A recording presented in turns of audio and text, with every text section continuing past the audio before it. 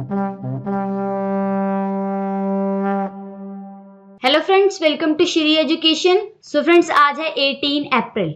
18 अप्रैल के आपके जितने भी इंपॉर्टेंट करंट अफेयर क्वेश्चंस होंगे वो सब इस लेक्चर में डिस्कस करेंगे, प्लस साथ ही में आपका जो स्टैटिक जीके वाला पोर्शन होगा वो भी साथ में आपको बताया जाएगा।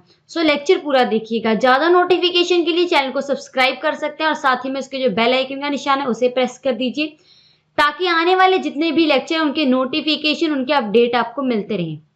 और अगर आप लोगों को इसका पीडीएफ चाहिए तो पीडीएफ का जो लिंक है वो टेलीग्राम, वो डिस्क्रिप्शन बॉक्स में गिवन है, या फिर अगर आपने ऑलरेडी टेलीग्राम एप्लीकेशन इंस्टॉल कर रखी है तो उस पर आप @करंट अफेयर्स बाय रवि लिखकर सर्च करेंगे तो हमारा करंट अफेयर का पर्सनल ग्रुप आ जाएगा, वहां से पीडीएफ ले सकते हैं, या फिर @श्री एजुकेशन लिखकर भी सर्च कर सकते हैं, यहां से भी आपको पीडीएफ मिल जाएगा।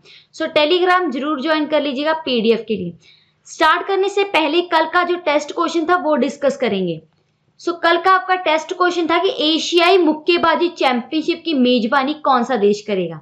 तो एशियाई मुक्केबाजी चैंपियनशिप की जो मेजबानी है ये हमारा भारत करेगा। सी ऑप्शन आपका सही है। और आपको पता होगा कि ये नवंबर और दिसंबर के मंथ में ऑर्गेनाइज की जाएंगी एशियाई मुक्केबाजी चैंपियनशिप। ठीक है, स्टार्ट करते हैं आज के करंट अफेयर्स। आज का सबसे पहला क्वेश्चन है आपका कि विश्व हीमोफीलिया दिवस कब मनाया जाता है।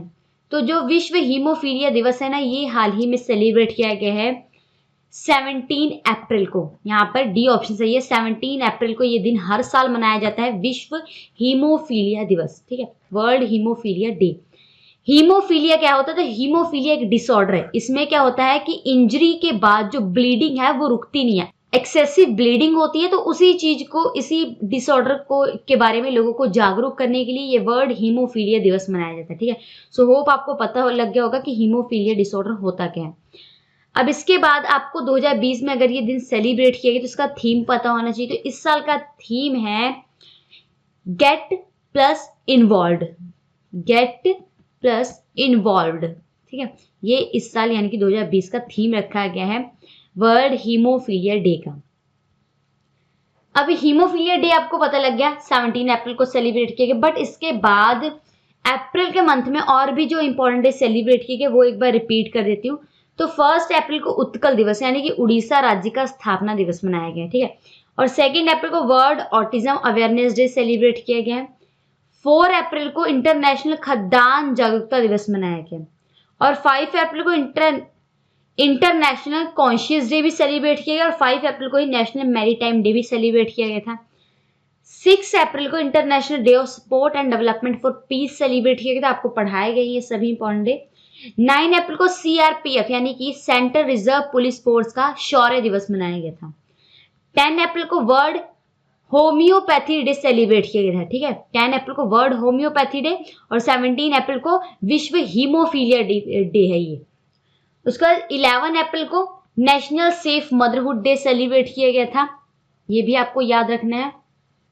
और 11 अप्रैल को एक और इंपॉर्टेंट डे आपको पढ़ाया गया था, मैंने बताया था ना, यूएसए यानी कि अमेरिका में नेशनल पेट डे सेलिब्रेट किया गया था अमेरिका का। उसके बाद 12 अप्रैल भी नोट डाउन करना है। तो 12 अप्रैल को international day of human space flight celebrate किया था, मानव अंतरिक्ष उड़ान दिवस मनाया गया था 12 अप्रैल को। बहुत ही इंपॉर्टेंट है ये आपके लिए। और उसके बाद 13 अप्रैल भी मैंने आपको पढ़ाया था। तो 13 अप्रैल को मैंने आपको बताया था कि जलियांवाला बाग जो हत्याकांड हुआ था उसको रिमेंबर करने के लिए एक डे सेलिब्रेट किया गया था। और 14 अप्रैल भी नोट डाउन करना। तो 14 अप्रैल को डॉक्टर भीमराव अंबेडकर जी की जयंती मनाई गई थी। भीमराव अंबेडकर आपको बताया गया था, इन्होंने जातिपात, छुआछूत और दलित समुदाय के लिए बहुत सारे कार्य किए थे। तो ये क्वेश्चन आपको याद रखना, और डॉक्टर भीमराव अंबेडकर जी के बारे में इंपॉर्टेंट बातें आपको पता होनी चाहिए। नेक्स्ट याद रखना है आपको 15 अप्रैल। तो 15 अप्रैल को विश्व कला दिवस सेलिब्रेट किया गया था। कौन सा दिन? विश्व कला दिवस। तो ये कुछ इंपॉर्टेंट डे सेलिब्रेट किए गए अप्रैल के मंथ में, जो कि इंपॉर्टेंट है आपके लिए। अगला क्वेश्चन डिस्कस करते हैं। नेक्स्ट क्वेश्चन है कि बीसीसीआई ने आईपीएल 2020 को कब तक के लिए स्थगित कर दिया। तो बीसीसीआई यानी कि board of control for cricket in India ने आईपीएल जो है प्रीमियर लीग, इसे हाल ही में अनिश्चित काल के लिए स्थगित कर दिया। डी ऑप्शन आपका सही है। आपको पता चाहिए कोविड-19 यानी कि कोरोना वायरस की वजह से बीसीसीआई ने जो आईपीएल मैच होने वाला था इस साल, उसे पोस्टपोन कर दिए, ठीक है। इंपॉर्टेंट नोट करना है, कोविड-19 की वजह से ये किया गया है। बीसीसीआई की फुल फॉर्म मैं बता चुकी हूँ आपको, board of control for cricket in India, ठीक है। और बीसीसीआई की जो स्थापना 1928 में हुई है। बीसीसीआई का हेडक्वार्टर मुंबई में है, महाराष्ट्र के अंदर, बहुत ही इंपॉर्टेंट है, आपको नोट करना है। और बीसीसीआई के प्रेसिडेंट का नाम है सौरभ गांगुली। क्या नाम है? सौरभ गांगुली, ठीक है। और आपको पता ही होगा कोविड-19 यानी कि कोरोना वायरस के कारण ये किया गया है। कोविड-19 का डाटा आपको बता देती हूँ प्रेजेंट में कितना है। तो पूरी दुनिया में लगभग 20 लाख से अधिक लोग कोविड-19 से संक्रमित है, ठीक है, जिसमें से 1.5 लाख से अधिक मौतें भी हो चुकी हैं पूरी दुनिया में। हमारे भारत में भी 15,000 के लगभग जो लोग हैं इससे पीड़ित हैं, ठीक है, कोविड-19 से, जिसमें से 500 से अधिक मौतें हो चुकी हैं। तो भारत का डाटा प्लस आपको पूरी दुनिया का डाटा याद रखना होगा कोविड-19 के बारे में। नेक्स्ट क्वेश्चन है, हाल ही में किसने असेस कोरोना एप्लीकेशन शुरू की? तो इन चारों ऑप्शन में से आपका सी ऑप्शन सही है। हाल ही में दिल्ली सरकार ने असेस कोरोना एप्लीकेशन शुरू किया है। इसमें क्या होगा कि दिल्ली में जितने भी हॉटस्पॉट एरिया हैं, वहां पर डोर टू डोर जाके इस कोरोना वायरस का सर्वे किया जाएगा। डोर टू डोर जाके सर्वे किया जाएगा, इसीलिए ये एप्लीकेशन शुरू की गई है असेस कोरोना, ठीक है। हॉटस्पॉट एरिया आपको पता ही होंगे, जिस पर्टिकुलर एरिया में कोविड-19 के मरीज पाए गए, उनके आसपास वाले एरिया जहां पर कोरोना वायरस फैलने का संक्रमण होता है ज्यादा, तो उन्हें बोला जाता है हॉटस्पॉट एरिया, ठीक है।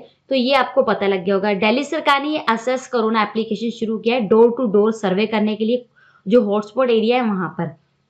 और इससे पहले मैंने आपको पढ़ाया था, दिल्ली सरकार ने कोविड-19 को कंट्रोल करने के लिए एक 5T प्लान भी शुरू किया गया था। उसके बाद एक शील्ड प्लान भी शुरू किया था उन्होंने, शील्ड, ठीक है। तो ये 2 प्लान आपको पढ़ाए गए हैं, याद रखना। इनकी फुल फॉर्म भी आपको पता होनी चाहिए, इंपॉर्टेंट है। और यहाँ पर दिल्ली के बारे में जो स्टैटिक जीके वाला पोर्शन है, जैसे कि दिल्ली के सीएम यानी कि मुख्यमंत्री का नाम, तो दिल्ली के मुख्यमंत्री हैं अरविंद केजरीवाल। क्या नाम है? अरविंद केजरीवाल। ये आपको नोट डाउन करना होगा। अगला क्वेश्चन है हमारा, हाल ही में आर.वी. बुस्केटे ने का निधन हो गया। आपको बताने कि वो किससे संबंधित है। तो आर.वी. बुस्केटे, ये आपको पता होना चाहिए कि एक स्वतंत्रता सेनानी थे। सी ऑप्शन आपका सही है। इनका हाल ही में निधन हो गया है। और इनके बारे में एक इंपॉर्टेंट बात ये याद रखनी होगी कि इन्होंने भूमि कानून के ऊपर बहुत सारी बुक्स लिखी थी और बहुत सारे कानून इन्होंने बताए थे, ठीक है। आर.वी. बुस्केटे, इनका नाम याद रखना, स्वतंत्रता सेनानी थे ये।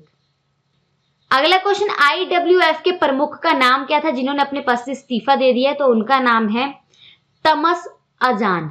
ये ऑप्शन आपका सही है, तमस अजान। ये IWF के प्रमुख थे और इन्होंने हाल ही में अपने पद से इस्तीफा दे दिया है। क्यों दे दिया है? तो भ्रष्टाचार और डोपिंग का उल्लंघन करने के लिए इन पे दोष लगा था, जिसके कारण इन्हें इस्तीफा देना पड़ा अपने पद से। तमस अजान, ठीक है, नाम याद रखना। और IWF इसकी फुल फॉर्म है इंटरनेशनल वेट लिफ्टिंग फेडरेशन। क्या फुल फॉर्म है IWF की? International weight lifting federation. और IWF की जो स्थापना है ना, ये 1905 में हुई थी। और IWF का जो हेडक्वार्टर ये हंगरी में है। इंटरनेशनल वेट लिफ्टिंग फेडरेशन का हेडक्वार्टर हंगरी में है, ठीक है। अब यहाँ पर एक इंपॉर्टेंट बात आपको ये पता होनी चाहिए कि जो तमस अजान थे, जो कि IWF के अध्यक्ष थे, इन्होंने अपने पद से इस्तीफा दे दिया है। तो इनका जो पदभार है ये उर्सुला पापड्रिया ने संभाला है, ठीक है। उर्सुला पापड्रिया ने इनका पदभार संभाला है कार्यवाहक अध्यक्ष के रूप में।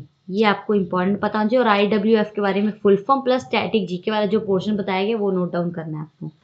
नेक्स्ट क्वेश्चन है, हाल ही में WWF इंडिया के एम्बेसडर कौन बने? तो WWF इंडिया के जो एम्बेसडर हाल ही में बनाए गए उनका नाम है विश्वनाथन आनंद। बी ऑप्शन आपका सही है। विश्वनाथन आनंद पता होगा आपको, हमारे भारत के ग्रैंड मास्टर हैं, चेस ग्रैंड मास्टर हैं विश्वनाथन आनंद।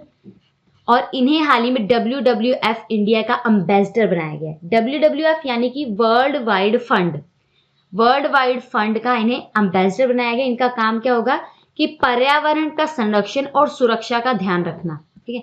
इसीलिए WWF जो इंडिया में इनकी ब्रांच है उसके एम्बेसडर बने हैं विश्वनाथन आनंद। WWF की फुल फॉर्म बता दी मैंने, वर्ल्ड वाइड फेडरेशन इसकी फुल फॉर्म है। इसकी स्थापना जो है ना ये 1961 में हुई है। कब हुई है? 1961 में। और वर्ल्ड वाइड फंड का हेडक्वार्टर स्विट्जरलैंड में। और इनके जो डायरेक्टर उनका नाम है मार्को लैब्रिनी, मार्को लैबर्टिनी। ठीक है, यहाँ पर आपको विश्वनाथन आनंद का नाम इंपॉर्टेंट याद रखना होगा। ये हमारे भारत के ग्रैंड मास्टर है, चेस ग्रैंड मास्टर पहले। और WWF की फुल फॉर्म नोट करनी होगी, वर्ल्ड वाइड फंड। अगला क्वेश्चन है, हाल ही में किसे MTNL के CMD का अतिरिक्त पदभार संभाला है, किसने? तो उनका नाम है PK पुरवार। डी ऑप्शन आपका सही है। PK पुरवार ने हाल ही में MTNL के CMD यानी कि चेयरमैन और मैनेजिंग डायरेक्टर का जो अतिरिक्त पदभार है वो संभाला है। MTNL इसकी फुल फॉर्म क्या होती है? तो इसकी फुल फॉर्म है महानगर टेलीफोन निगम लिमिटेड। क्या फुल फॉर्म है? महानगर टेलीफोन निगम लिमिटेड। ठीक है, CMD की फुल फॉर्म आपको नोट करनी होगी, चेयरमैन एंड मैनेजिंग डायरेक्टर। और MTNL की फुल फॉर्म महानगर टेलीफोन निगम लिमिटेड के जो अतिरिक्त पदभार है CMD का वो PK पुरवार ने संभाला है, याद रखना है। यहाँ पर आपको बता दूं कि जो PK पुरवार है ना, ये इससे पहले BSNL के MD और चेयरमैन थे। BSNL के MD और चेयरमैन थे। BSNL यानी कि भारत संचार निगम लिमिटेड। क्या फुल फॉर्म है? भारत संचार निगम लिमिटेड। और BSNL की जो स्थापना ये 2000 में हुई थी, भारत संचार निगम लिमिटेड की, और इसका हेडक्वार्टर न्यू दिल्ली में, ये पता होना चाहिए आपको। और MTNL यानी कि महानगर टेलीफोन नगर लिमिटेड की जो स्थापना है ये 1986 में हुई थी, और MTNL का हेडक्वार्टर न्यू दिल्ली में। ये दो इंपॉर्टेंट बातें पता होनी चाहिए MTNL और BSNL के बारे में। अगला क्वेश्चन है, हाल ही में किस राज्य ने सिघाट वेबसाइट लॉन्च की? तो उस राज्य का नाम है छत्तीसगढ़। बी ऑप्शन सही है। छत्तीसगढ़ ने हाल ही में सिघाट वेबसाइट लॉन्च की है। ये वेबसाइट इसलिए लॉन्च की गई है ताकि लॉकडाउन के दौरान, क्वारंटाइन के दौरान जो लोग अपने घरों पे क्वारंटाइन है, ठीक है, उन्हें फल, सब्जियां और जो नेसेसरी सामान है वो पहुंचाया जा सके। ठीक है, उनकी होम डिलीवरी करवाई जा सके, इसके लिए ये सिघाट वेबसाइट लॉन्च की गई है छत्तीसगढ़ सरकार के द्वारा। ये आपको पता लग गया सिघाट वेबसाइट के बारे में से क्यों लॉन्च किए गए, और छत्तीसगढ़ के बारे में पता होना चाहिए, स्टैटिक जीके वाला पोर्शन। सो यहाँ पर है छत्तीसगढ़, कैपिटल है रायपुर, छत्तीसगढ़ के CM है भूपेश बघेल और गवर्नर का नाम है अनुसुईया उइके। छत्तीसगढ़ के अंदर लोकसभा सीटें 11, राज्यसभा सीटें 5, विधानसभा सीटें 90 है। फोक डांस रोथनाच और national park Indravati national park है। ठीक है, छत्तीसगढ़ के बारे में नोट करना है आपको। सेकेंड लास्ट क्वेश्चन है, भारतीय क्रिकेट टीम के किस खिलाड़ी को क्रिकेट अकेडमी क्रिक किंगडम का ब्रांड एम्बेसडर बनाया गया? तो उनका नाम है रोहित शर्मा। बी ऑप्शन आपका सही है। रोहित शर्मा आपको पता ही हमारे भारत के बैट्समैन है, और इन्हें हाल ही में जो क्रिक किंगडम एक क्रिकेट एकेडमी उसका ब्रांड एम्बेसडर बनाया गया। आपको पता नहीं चाहिए, क्रिक किंगडम जो क्रिकेट एकेडमी है ना, ये दुबई की क्रिकेट एकेडमी है। दुबई की बहुत ही फेमस क्रिकेट एकेडमी है, और इसके हाल ही में ब्रांड एम्बेसडर बने हैं रोहित शर्मा। और आपको ये भी पता होना चाहिए कि ये जो क्रिकेट एकेडमी है ये लॉकडाउन के दौरान भी जो स्टूडेंट्स हैं उन्हें ऑनलाइन क्रिकेट कोचिंग प्रोवाइड करेगी हाल ही में। ठीक है, तो इसीलिए ब्रांड एम्बेसडर नियुक्त किए गए रोहित शर्मा। और आज का आखिरी क्वेश्चन, RBI ने नकदी प्रवाह बनाए रखने के लिए रिवर्स रेपो रेट में कितने फीसदी कटौती की है? तो RBI ने हाल ही में मनी सप्लाई को मेंटेन करने के लिए जो रिवर्स रेपो रेट होता है उसमें 0.25% की कटौती की है, यानी कि 0.25% इसे कम कर दिया गया। पहले 4% था रिवर्स रेपो रेट, अभी हाल ही में इसे 3.75% कर दिया। ठीक है, रिवर्स रेपो रेट की बात चल रही है यहाँ पर। तो रिवर्स रेपो रेट होता क्या है? तो देखिए, रिवर्स रेपो रेट वो रेट होता है जिस रेट पर जो RBI है, सेंट्रल बैंक ऑफ इंडिया है, वो कमर्शियल बैंक से मनी बोरो करती है। यहाँ पर नोट डाउन करना है, रिवर्स रेपो रेट वो रेट होता है जिस रेट पर सेंट्रल बैंक यानी कि जो RBI है वो जितने भी कमर्शियल बैंक है उनसे मनी बोरो करती है, जिस रेट पर, उसे बोलते हैं रिवर्स रेपो रेट। ठीक है, इसे हाल ही में इसलिए कम किया गया ताकि जो मनी है उसे सर्कुलेशन में लाया जा सके।